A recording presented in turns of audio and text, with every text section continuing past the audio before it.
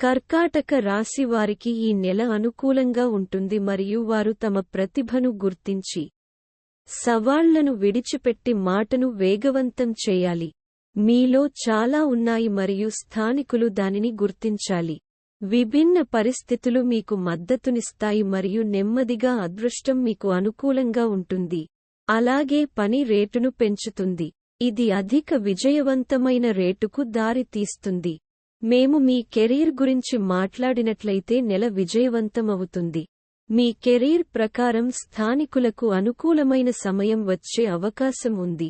ఉచ్చమైన సూర్యుడు గురు మరియు శుక్రులతో కలిసి 10వ ఇంట్లో ఉంటాడు మరియు దాని ఫలితంగా ఉపాధి అవకాశాలు పెరుగుతాయి.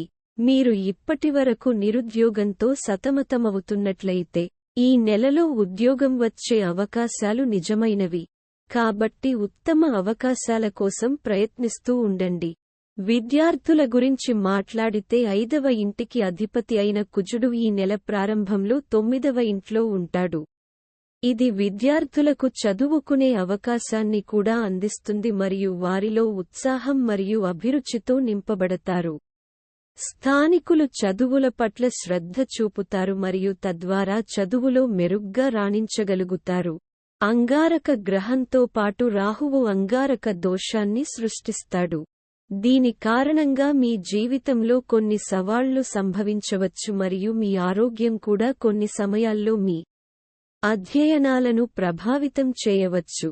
మీరు పరీక్షకు సిద్ధమవుతున్నట్లయితే కాపీ చేయడం వంటి ఏదైనా ప్రత్యామ్నాయ చర్య శిక్షార్హమైన చర్యకు దారితీస్తుందని గుర్తుంచుకోండి.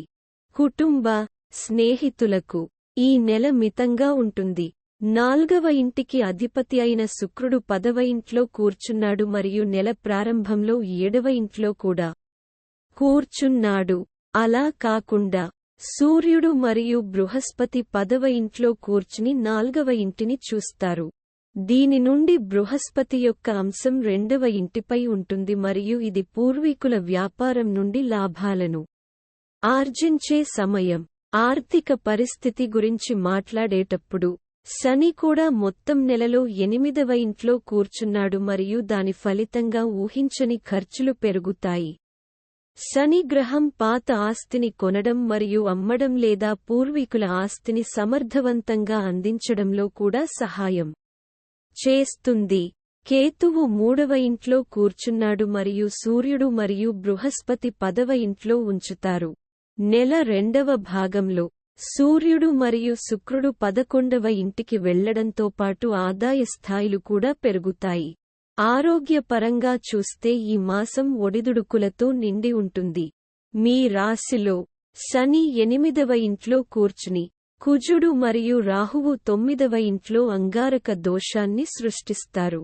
ఇది ఆరోగ్య ఒడిదుడుకులకు దారి తీస్తుంది కాబట్టి రాశిచక్రాల వారు దాని గురించి జాగ్రత్తగా ఉండాలి.